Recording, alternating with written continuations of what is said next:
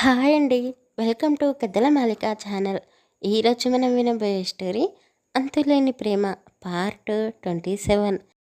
ఈ స్టోరీని daily update ఇవ్వలేకపోతున్నాను.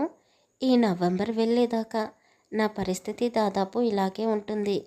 అర్థం చేసుకోండి. ఇక కథలోకి వెళ్దామా? అందరూ సరదాగా ఉన్న సమయంలోనే కృష్ణయ్య గారి గేట్ని తీసుకుని ఒక అందమైన అమ్మాయి లోపలికి రావచ్చా అంటూ అడుగుతూనే లోపలికి వచ్చింది. ఆమె ఎంతో అందంగా ఉంది. ఆవిడని చూడగానే ఇంట్లో వాళ్ళందరూ ఒకే చోటకి వచ్చారు. ఎవరమ్మా నువ్వు అని భ్రమరమ్మ గారు అడగగానే ఆ అమ్మాయి నమస్తే పెడుతూ, ఇక్కడ కంపెనీ పెట్టడానికి పొలాలు చూడడం కోసం వచ్చాము అని చెప్పింది. ఏంటి, కంపెనీ పెట్టడానికి నువ్వు వచ్చావా? ఎవరో పెద్దవాళ్ళేమో అనుకున్నాను. కానీ ఇంత చిన్న వయసులోనే నీకు ఇలాంటి ఆలోచన వచ్చింది అంటే నువ్వు చాలా గ్రేట్ అంటూ మనోహర్ ఆ అమ్మాయిని మెచ్చుకుంటూ ఉన్నాడు. అయ్యయ్యో, నేను కాదు, ఇక్కడ కంపెనీ పెట్టాలి అన్న ఆలోచన మా అన్నయ్యది. జస్ట్ నేను ల్యాండ్ చూడడానికి మాత్రమే వచ్చాను. ఇక్కడ అంతా చెక్ చేసుకొని పర్ఫెక్ట్గా ఉంది అని ఫోన్ చేస్తే అప్పుడు మా అన్నయ్య వచ్చి ఫార్మాలిటీస్ అన్నీ కంప్లీట్ చేసుకొని వర్క్ స్టార్ట్ చేస్తాము అని చెప్పింది. ఓహో, అలాగా. చూడమ్మా, నీ పేరేంటో తెలీదు, కానీ చూడడానికి భలే ముద్దుగా ఉన్నావు. ఇప్పుడే మా ఇంట్లో వ్రతం చేసుకున్నాము. వచ్చి ప్రసాదం తీసుకొని కాస్త భోజనం చెయ్యమ్మా అని శిరీష వాళ్ళ అమ్మ మల్లీశ్వరి అన్నది. అయ్యో ఆంటీ, నిజం చెప్పాలి అంటే నాకు కూడా చాలా ఆకలిగా ఉంది. ఇక్కడ హోటల్ కూడా లేనట్టుంది. ప్లీజ్ మీరు ఏమీ అనుకోకపోతే నాకు భోజనం పెట్టండి అని ఆ అమ్మాయి అడగగానే వాళ్ళందరూ చిరునవ్వు నవ్వుతూ ఆ అమ్మాయిని లోపలికి తీసుకొని వెళ్ళారు. మీరు ఎక్కడ ఉంటారు? ఎక్కడ నుంచి వచ్చారు? ఇక్కడ ఏం కంపెనీ పెడుతున్నారు అని భ్రమరంబ గారు అడుగుతూనే ఉన్నారు. అయ్యో అమ్మమ్మ, ముందు అమ్మాయిని భోజనం చేయని, ఆ తర్వాత అన్ని ప్రశ్నలకు జవాబు ఇస్తుంది అని మనోహర్ అన్నాడు. థ్యాంక్స్ అండి, నన్ను అర్థం చేసుకున్నందుకు. బామ్మ, ప్లీజ్ ముందు నన్ను తినని, తర్వాత తీరికగా నీకు నా గురించి అన్ని విషయాలు చెప్తాను అని ఆ అమ్మాయి అనగానే భ్రమరాంబ సైలెంట్ అయిపోయింది. కడుపు నిండా తిన్న తర్వాత హాల్లోనే వాళ్ళందరి మధ్య అటు ఇటు తిరుగుతూనే, నేను ఉండేది అమెరికాలో, మా అన్నయ్య ఇక్కడే కంపెనీ పెట్టాలి అని పట్టుపెట్టాడు. అందుకే నేను ల్యాండ్ చూడడానికి వచ్చాను. వాడు చాలా బిజీ. ఇక్కడ వర్క్ కంప్లీట్ అయ్యే వరకు అన్నీ దగ్గరుండి నేనే చూసుకోవాలి. ఇకపోతే నా పేరు అమ్మాయి కాదు, కీర్తన. నన్ను ఇష్టపడే వాళ్ళు, నాకు దగ్గరవ్వాలనుకునే వాళ్ళు షార్ట్కట్గా కీర్తి అని పిలవచ్చు. కీర్తన బాగుంది పేరు. మరి మీ అమ్మ నాన్న ఏం చేస్తారో? బామ్మ, మా అమ్మ నాన్న ఇద్దరు పైనుండి నన్ను మా అన్నయ్యను చూస్తూ ఉంటారు అని కీర్తి చెప్పగానే వాళ్లకు అర్థమైపోయింది వాళ్ళ అమ్మా నాన్నలు ఇద్దరూ చనిపోయారు అని. అయ్యో, అంటే ఇప్పుడు మీ ఇద్దరు మాత్రమే ఉంటున్నారా అని మల్లేశ్వరి ఎంతో జాలిగా అడిగింది. ఆంటీ, మీరు అలా బాధపడకండి. ఎవరైనా మా స్టోరీ వినగానే బాధపడినా, మా మీద జాలి చూపించినా నాకు అస్సలు నచ్చదు. అయినా మా అమ్మ నాన్న ఎక్కడికి వెళ్ళలేదు, మాతో పాటే మా వెంటే ఉంటారు. నిజం చెప్పాలి అంటే ఈ ఊళ్ళో కంపెనీ పెట్టాలి అన్నది మా అమ్మ కోరిక. మా అన్నయ్య ఆ కోరికను నెరవేరుస్తున్నాడు అని కీర్తి చెప్పగానే వాళ్ళందరూ ఆమె చెప్పేది వింటూ ఆశ్చర్యపోయారు. కీర్తి, నువ్వు చెప్పింది విన్న తర్వాత నాకు ఎందుకో మీతో ఏదో బంధుత్వం ఉంది అన్నట్టుగా అనిపిస్తుంది అని మనోహర్ అన్నాడు. అవునవును, మామను చెప్పినట్టు మాకందరికీ అలాగే అనిపిస్తుంది అని శారదా గారు కూడా అన్నారు. కీర్తి చిరునవ్వు నవ్వుతూ, నిజమే, మీరన్నది కూడా నిజమే. నాకు కూడా మీలాగే అనిపిస్తుంది. మిమ్మల్ని అందరినీ చూస్తుంటే నా వాళ్ళలాగా అనిపిస్తుంది. అసలు అమెరికాలో అయితే నేను మా అన్నయ్య తప్ప ఇంకెవ్వరూ ఉండరు. కానీ ఇక్కడ చూడండి ఎంతమంది ఉన్నారో, మీరందరూ నా వాళ్ళే అని కీర్తి అన్నది. అయ్యో కీర్తి, ఇప్పటి నుండి మేమందరం నీ వల్లమే. నీకు ఏ హెల్ప్ కావాలన్నా మోమాట పడకుండా నన్ను అడుగు, నేను చేసి పెడతాను. మీ అన్నయ్య కోరుకున్నట్టుగానే ఇక్కడ ఒక పెద్ద కంపెనీ పెట్టాలి. మా ఊళ్ళో చాలామంది చదువుకున్న అమ్మాయిలు అబ్బాయిలు ఉన్నారు. వాళ్ళందరూ సిటీకి వెళ్ళి జాబ్స్ చేయాలి అంటే చాలా కష్టపడుతున్నారు. మీరు పెట్టి కంపెనీలో వాళ్ళందరికీ జాబ్స్ ఇస్తే చాలా బాగుంటుంది అని మనోహర్ చాలా సంతోషంగా అన్నాడు. తప్పకుండా మనో గారు అని కీర్తి అనగానే శిరీషకి ఆమెని చూస్తుంటే చాలా కోపం వేసింది.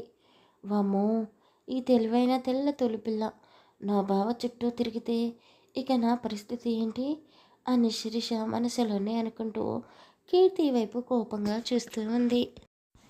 ఎవరు ఏమంటే అదే అంటూ పద్మ కూడా అందరినీ నవ్విస్తూ ఉంది. మను పద్మతో పాటు తన కుటుంబాన్ని మొత్తం కీర్తనకి పరిచయం చేయించాడు. బాబాయ్ కుటుంబాన్ని కూడా పరిచయం చేస్తూ సౌమ్య దగ్గర ఆగిపోయి తను తను నా చెల్లెలు అని వత్తి పెళ్ళికి చెప్పాడు. ఏంటి మను గారు, అందరినీ టకాటకామని పరిచయం చేయించి మీ చెల్లెల దగ్గరికి వచ్చేసరికి అలా దీర్ఘాలు తీస్తున్నారు? అయినా మీ బాబాయ్ కూతుర్ని కూడా నీ సొంత చెల్లెలా చూసుకోవడం అంటే చాలా గ్రేట్. మీరు చూడటానికి ఎంత హ్యాండ్సమ్గా ఉన్నారో, మీ మాటలు మీ రిలేషన్స్ కూడా అంతే అందంగా ఉన్నాయి అని కీర్తి అనగానే మనోహర్ సిగ్గుతో కూడిన సంతోషాన్ని పెదాలపైకి తెచ్చుకొని శిరీష వైపే చూస్తూ కనుబొమ్మలు ఎగరేశాడు. శిరీష కీర్తి వైపు మనోహర్ వైపే చూస్తూ, వామ్మో, వీళ్ళిద్దరి మధ్య మాటలు చాలా దూరం వెళ్ళిపోతున్నాయి. ముందు వీళ్ళిద్దరిని దూరం పెట్టాలి. వెంటనే భావన తీసుకొని ఇంటికి వెళ్ళిపోవాలి అనుకుంది. మనోహర్కి ఫోన్ రావడంతో కాల్ మాట్లాడిన తర్వాత నేను వెంటనే వెళ్ళాలి, ఎరువులు వచ్చాయంట అని అందరికీ చెప్పాడు. సిరి, నువ్వు ఇక్కడే ఉంటావా లేక పిన్నితో కలిసి ఇంటికి వెళ్తావా అని అడిగాడు. లేదు, నేను ఇంటికి వెళ్ళను, నీతో కలిసి పిల్లనికి వస్తాను అని శిరీష అనగానే మనోహర ఆమె మాటల్లోని భావాన్ని అర్థం చేసుకుని, వద్దు, నువ్వు అమ్మని తీసుకొని ఇంటికి వెళ్ళు, పొలం దగ్గర చాలా పనులు ఉన్నాయి, నువ్వు అక్కడికి వచ్చి ఏం చేస్తావు అని అన్నాడు. ఆయన ఏంటి శిరీష, ఇంకా 2 రోజులు ఉంటాను అని చెప్పకుండా అప్పుడే ఇంటికి వెళ్తాను అంటున్నావు? ఈ ఎండలో మనోహర్తో కలిసి బయటికి వెళ్ళి ఏం చేస్తావు? సాయంత్రం వరకు ఇక్కడే ఉండి ఆ తర్వాత అందరూ కలిసి మీ ఇంటికి వెళ్ళండి అని భ్రమరంబ కూడా ఆర్డర్ వేయడంతో శిరీష సైలెంట్ అయిపోయింది. పెద్దనాన్నగారు, మను పొలాల వైపే వెళ్తున్నాడు కదా, నేను కూడా వెళ్ళి చూసి రావచ్చా అని కీర్తి అడగగానే కృష్ణయ్య సరే అన్నాడు. మను కూడా కీర్తిని వెంట పెట్టుకొని తన బుల్లెట్ బైక్ ఎక్కించుకొని కీర్తితో కలిసి బయటికి వెళ్ళాడు. వాళ్ళిద్దరినీ ఒకే బైక్ పై చూసే శిరీషకి కోపం, బాధ, కళ్ళలో కన్నీళ్ళు ఇలా అన్నీ ఒకేసారి వచ్చేసాయి. సాయంత్రం అవ్వగానే శిరీష వాళ్ళ అత్తగారిని తీసుకొని ఇంటికి వెళ్ళింది. రాత్రికి కావలసిన భోజనాలకి అన్ని ఏర్పాట్లు చేసి తన గదిలోకి వెళ్ళి బెడ్రూమ్ అంతా నీట్గా సర్దేసి అందంగా రెడీ అయ్యి మనోహర్ కోసం ఎదురు చూస్తూ ఉంది. మనోహర్ కీర్తితో పాటు ఇంటికి వచ్చాడు. శిరీష మనోని కాస్త పక్కకు తీసుకుని వెళ్ళి, బావా, ఏం చేస్తున్నావు? ఆ అమ్మాయిని ఇక్కడికి ఎందుకు తీసుకుని వచ్చావు అని కాస్త కోపంగా అడిగింది. అదేంటి, తను మన పొలాలను కొనడానికి వచ్చింది కదా, మరి మనం కాక ఇంకెవరు చూసుకుంటారు?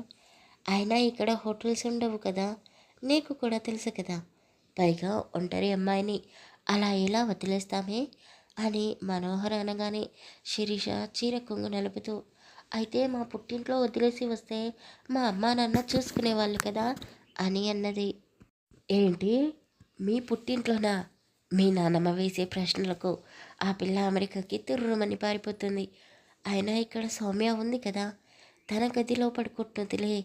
సౌమ్య కాలేజీకి వెళ్తే నువ్వు స్వప్న ఉన్నారు కదా, ఇక్కడ ఇంతమందిని పెట్టుకొని ఆ అమ్మాయిని మీ నానమ్మ దగ్గర వదిలేసి రమ్మంటావేంటే? సరే కానీ పద, చాలా ఆకలిగా ఉంది అని మనోహర్ అనగానే శిరీష మూతి విరుస్తూ, ఇప్పటి వరకు బయట హాయిగా తిరిగి వచ్చారు కదా, చాలా తృప్తిగా ఉన్నట్టుంది. అది సరిపోలేదా? ఇంకా మీకు ఆకలి కూడా వేస్తుందా? తనతో కొద్దిసేపు మాట్లాడండి, ఆకలి కూడా మర్చిపోతారు అని శిరీష అనగానే అతను ముసిముసిగా నవ్వుకుంటూ, సరే, నువ్వు పట్టించుకోకపోతే నాకు ఇంకెవ్వరు భోజనం పెట్టారా? నేను కీర్తి ఇద్దరం కలిసి భోజనం చేస్తాము అంటూ డైనింగ్ టేబుల్ వద్దకు వెళ్ళాడు. శిరీష కొద్దిసేపు ఆలోచించి మనోహర్ వైపు కోపంగా చూస్తూ, వామ్మో, బావేంటి అలా వెళ్ళిపోయాడు? కనీసం నన్ను ప్రతిమాలను కూడా లేదు. ఇలాగే వదిలేస్తే ఆ కీర్తి నా బావతో కలిసి అమెరికాకు వెళ్ళిపోతుందేమో అని అనుకుంటూనే అందరి వద్దకు వచ్చి భోజనాలు పెట్టించింది. మనోహర్ శీర్షాను పట్టించుకోకుండా అందరితో మాట్లాడుతూ కీర్తిని స్పెషల్గా కేరింగ్గా చూసుకుంటూ ఉన్నాడు. యాదగిరి శారద వాళ్ళ గదిలోకి వెళ్ళి రఘుకి ఫోన్ చేశాడు. ఊళ్ళో ఒక కంపెనీ పెట్టడానికి అమెరికా నుండి ఒక అమ్మాయి వచ్చింది అని కొడుకుకి వివరంగా చెప్పాడు. నువ్వు తొందరగా వచ్చేసాయి, నీతో చాలా పని ఉంది అని చెప్పేసి కాల్ కట్ చేశాడు. వదినా, అదేంటి అన్నీ సర్దేస్తున్నావు? నువ్వు ఏమీ తినలేదు కదా అని సౌమ్య శిరీషని అడిగింది. శిరీష హాల్లో కూర్చున్న మనోహర్ వైపే చూస్తూ, నాకు ఆకలిగా లేదు, ఏమీ వద్దు అంటూ అన్నీ వంటగదిలో పెట్టేసి తన గదిలోకి వెళ్ళిపోయింది. సౌమ్య కీర్తిని నీ గదిలోకి తీసుకుని వెళ్ళు అని మనోహర్ చెప్పేసి తన తల్లి గదిలోకి వెళ్ళాడు.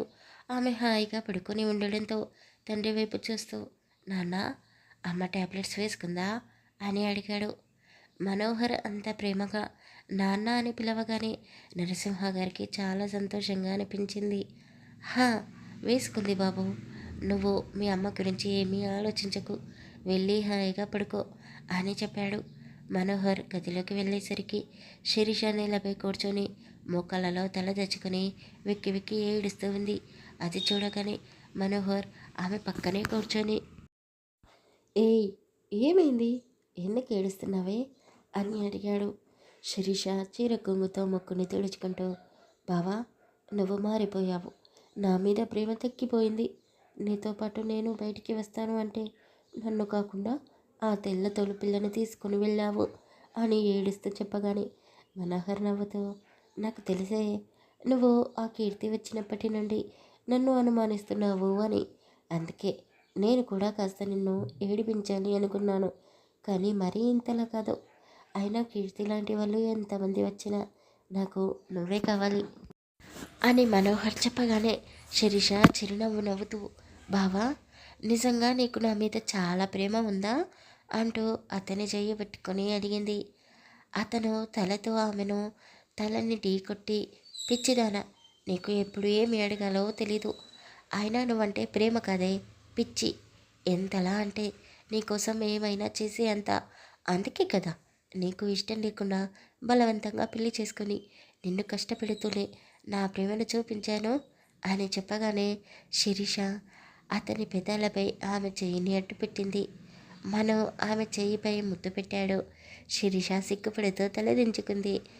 అతనితో పాటు తెచ్చిన భోజన ప్లేట్ని ఆమె ముందు పెట్టి అతని చేతితోనే ఆమె నోటి దగ్గర ఒక ముద్దని పెడుతూ, నీకు ఆకలిగా ఉంది అని తెలుసు, ముందు అన్నం తిను అని అతని చేతితోనే ముద్దలు పెట్టాడు.